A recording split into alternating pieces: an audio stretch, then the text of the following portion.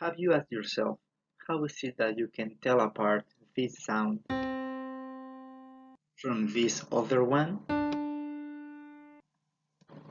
Well, there is a part of the brain called the auditory cortex that does this work for you. Some parts of the auditory cortex respond to low frequencies like this, or this. Other parts like slightly higher frequencies, and so on. Neuroscientists like myself like to study the auditory cortex. Not only does it make for great colorful auditory maps like this one, but we can also study how brain activity in auditory cortex changes with aging, disease, or even when learning something new. For my research, I trained rats to identify different sound sequences.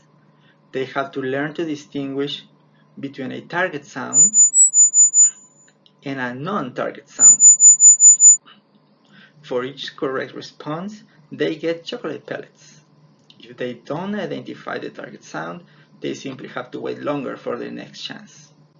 An advantage of working with rats is that you can train many of them using different training programs and see which ones work better.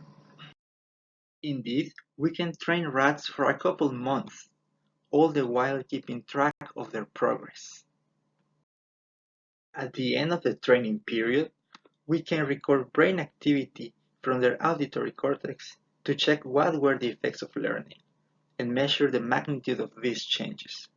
Think EEG, but way smaller. Here's what we do. We trained 3 groups of rats over a period of 12 weeks. As you can see, their performance got better with time, but some rats learned faster while others were slower in their progress. We then recorded brain activity from their auditory cortex to check whether the auditory cortex changed with training. Now here comes a problem. With so many training and recording sessions, all this data can be difficult to understand.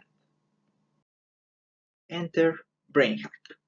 My project for this BrainHack school is to use an analysis method called partial least squares, or simply PLS, to try and find out how differences in training performance may explain differences in brain activity. Once information is organized, we can then use PLS to better understand the data. To achieve this goal, I will integrate the programs I already use with analysis tools in Python. I will make this code freely available online on GitHub and finally share the output on a Jupyter notebook, because information, especially in health research, is meant to be shared. My project will help us understand how certain types of training may give rise to specific patterns of brain activity.